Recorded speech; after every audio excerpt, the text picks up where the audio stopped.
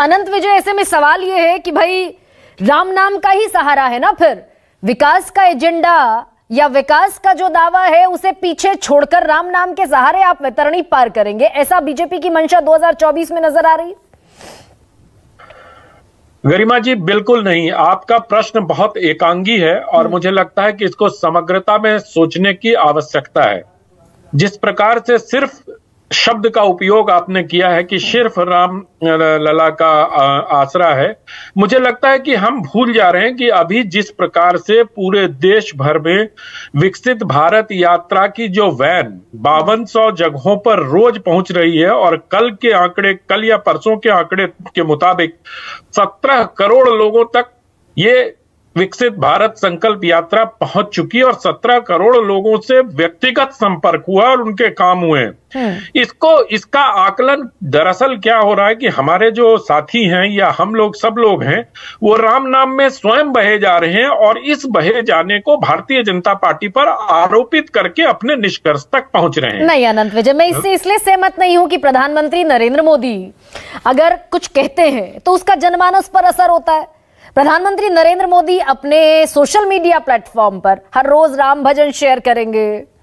वो तमिलनाडु में पिछले 16 दिन से 2 जनवरी से और अभी जब हम बात कर रहे हैं 16 दिन वो दक्षिण भारत में रहे। सारे उन मंदिरों में उन्होंने पूजा अर्चना की जहां से भगवान राम का कोई ना कोई संबंध प्रतिस्थापित होता है। तो राजनीति में everything has make a sense. तो इसको कैसे दरकिनार कर सकते हैं आप? मैंने गरिमा जी, मैंने दरकिनार नहीं किया। मैंने तो सिर्फ ये कहा कि सिर्फ रामलला पर मुझे आपत्ति थी और उस पर मैंने अपने तर्क आपके सामने प्रस्तुत किए। आपका सहमत या असहमत होना आपका अधिकार है और मैं आपके उस अधिकार का सम्मान करता हूं। लेकिन मुझे लगता है कि जब हम सिर्फ श्री राम की बात करते हैं और सेंटर स्टेज में होने की बात करते हैं तो 22 तारीख के बाद कौन से रामलला दिखाई देंगे? तो हम जब कहते हैं कि विकास को दरकिनार कर दिया तो दरअसल हम एकांगी हो जाते हैं। हमें समग्रता में आकलन करना चाहिए। अगर 2024 के चुनाव का आकलन करने हम लोग बैठे हैं तो सिर्फ ये कह देना कि सिर्फ रामलला के सहारे ऐसा हो रहा है, ये उचित नहीं है।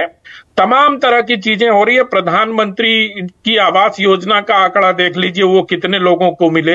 हमको ये भी देखना चाहिए कि कितने शौचालय बने, आदि आदि जितनी भी चीजें विकास की हो सकती है। सड़कें, अभी मैं राजस्थान घूम रहा हूं तो कहीं भी चले जाइए सड़कें इतनी बन गई हैं और कनेक्टिविटी इतना अच्छा हुआ है।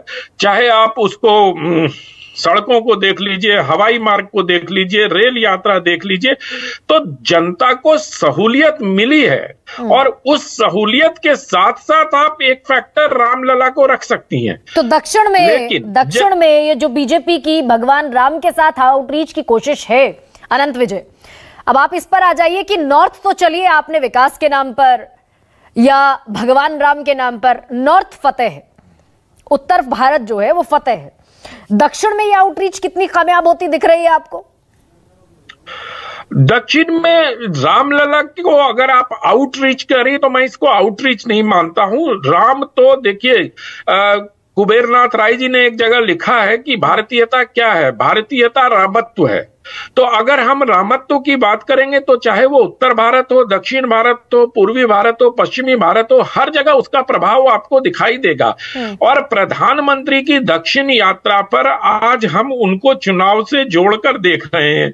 लेकिन जब श्रीमान राहुल गांधी ने ऐसी यात्रा आरंभ की थी या जिस प्रकार की यात्रा पर वो इन दिनों भी हैं, तो क्या हम उसको राजनीति से जोड़ रहे हैं? उसको हम मोहब्बत की दुकान कह रहे हैं, बिल्कुल राजनीति से जोड़ते हैं, क्योंकि चीजें कह रहे हैं। तो मुझे लगता है कि पॉलिटिकल पार्टी समाज सेवा के लिए नहीं है। राजनीतिक पार्टियां समाज सेवा के लिए नहीं होती, वो पॉलिटिक्स के लिए होती हैं। विजय जी, क्या